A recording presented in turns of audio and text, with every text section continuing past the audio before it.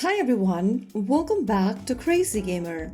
Today in this video, we will be learning how to change language setting in Ultimate Golf application.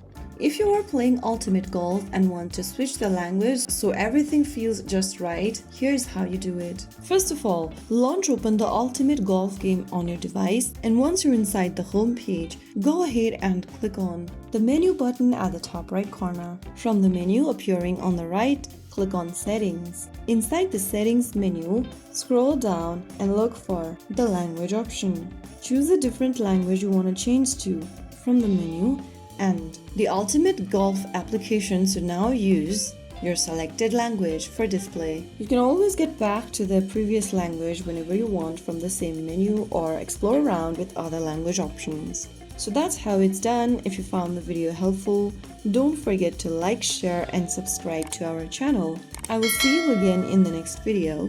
Thank you for watching.